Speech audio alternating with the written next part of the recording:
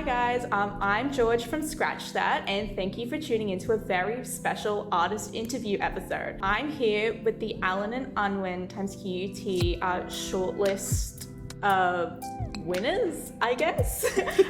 Kieran Gregg, Rebecca Roma, and Hannah Vesey. And they've kindly given us their time to just answer a few questions, take us through the process, and just give us a little inside info on their pieces. Let's just jump into it, guys. So first off, thank you for being here today.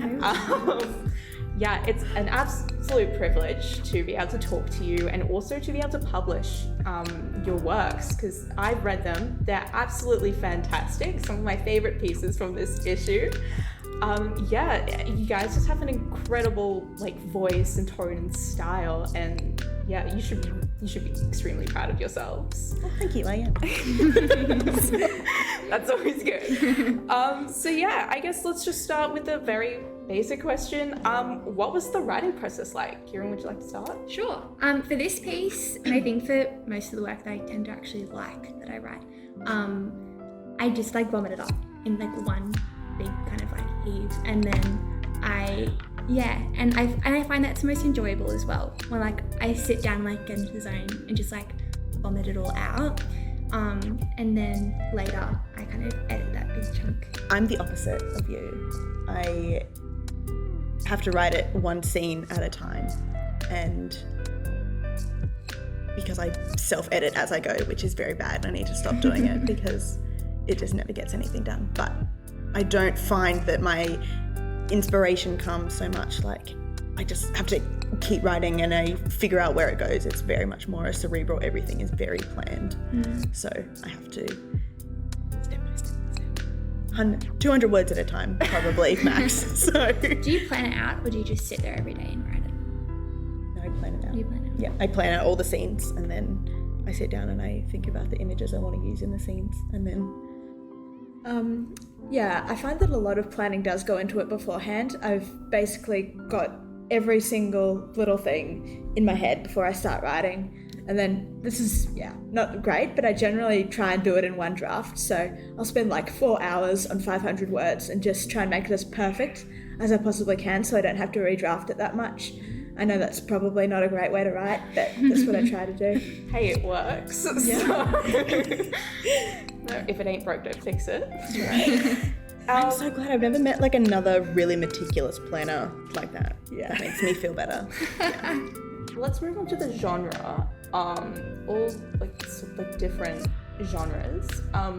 Is it something that you would the one you chose for the Allen Unwin Prize? Is it something that you typically write in, or did you just decide to take this risk and see if it paid off? Mine's pretty comfortably within my kind of brand of spooky, which I really tend to write in.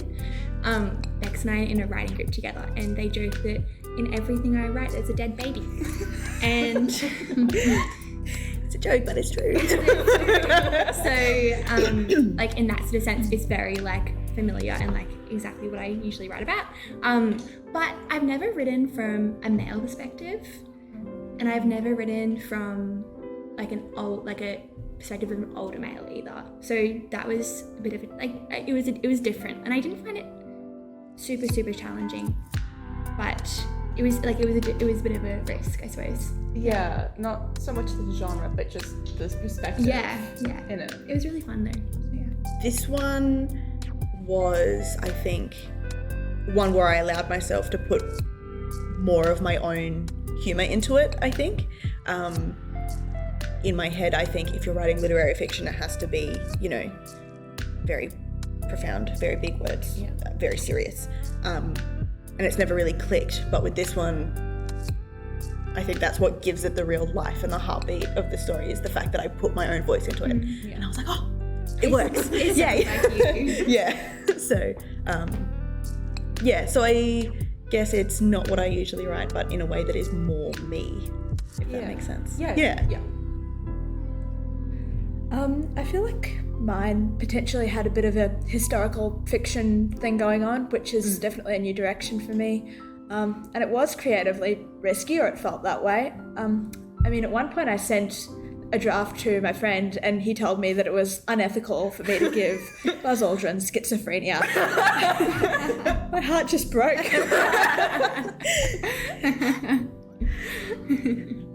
Oh, that's interesting. I really want to read yours, Hannah. I haven't read it. So excited to read you guys' story. I'm just gonna sit there and cry. No, well, that's interesting that it sort of stayed in your wheelhouse, but you kind of tweaked parts of it. I think it's a bit playing it safe, but a bit risky, and obviously it paid off. Yeah. Do you guys have a favorite line or perhaps a scene in your work, or just something that you're really proud of, like you wrote that and you were like, oh my god, that's literature? I can't go first because I have to think. I also have to think. Anna, do you? Well, I have some lines that I really like. Oh my gosh. And I don't know if you wanted to give just an insight that you had of writing it. Yes. So Hannah, yours, he came down the ladder as slowly as an ant crawling along a razor blade. I absolutely love that. I was like, that's brilliant. Did that just come out, or were you like, how slowly can this man exit this spacecraft? I remember writing that and not thinking much of it. I was like, oh yeah, that's okay. It might be a bit cliched. Maybe I'll get rid of it, kind of thing. No, it was not cliche at all. I had never heard of this, and I was like, oh, that's wow. Sorry.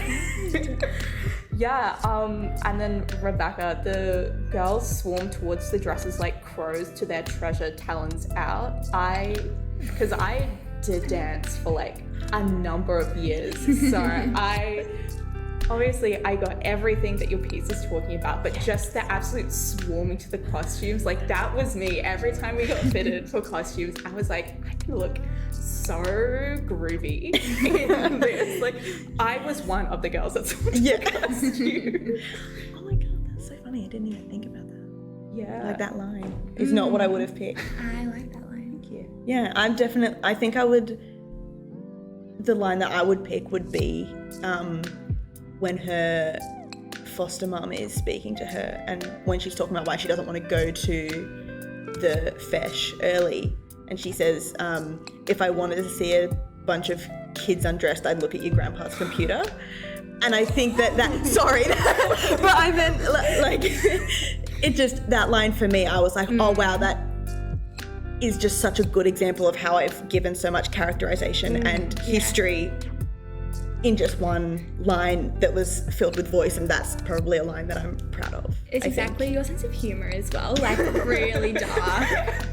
Really dark. Cut that out. Don't put that in there. I'll make a note of that. Yeah. That's a compliment. Yeah. Like, I appreciate it. Wow. Yeah, and then Kieran, I had, not in a Holly Golightly kind of way, but simply because none of us cared enough about it to name the thing. I think just that little Holly Golightly reference, because I was like, wow, such a sophisticated lady in this unraveling piece of the human psyche. Yeah. I thought it was such just like a simple way of like comparing like the unnaming of a cat. Like that one that made its way into the piece very, very, very late. I'd forgotten about it actually.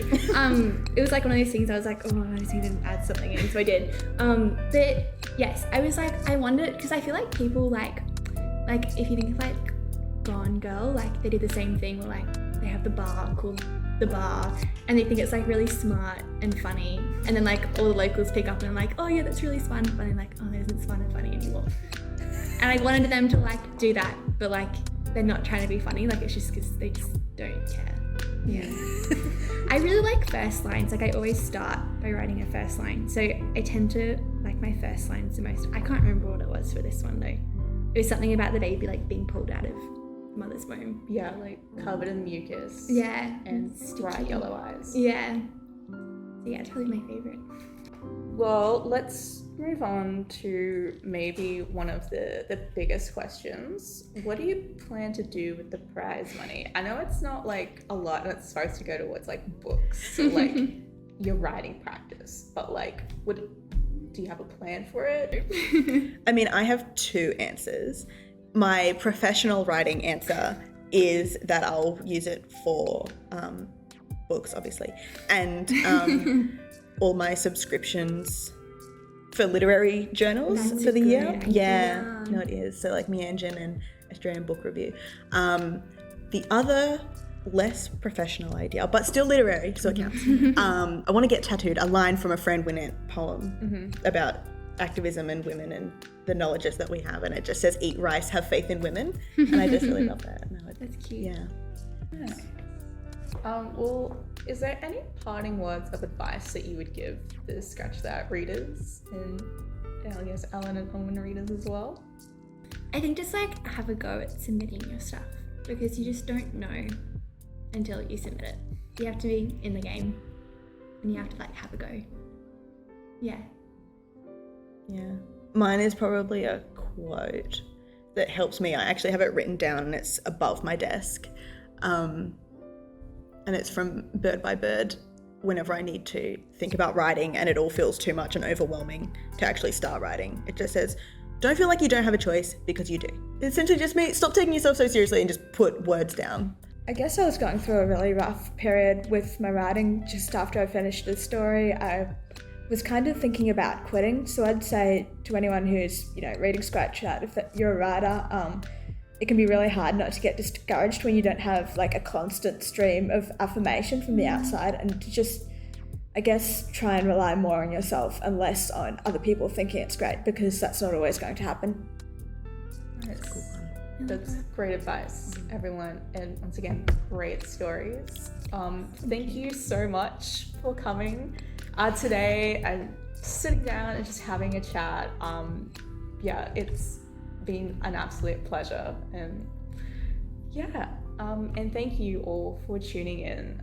Have a wonderful day, and we'll see you next issue.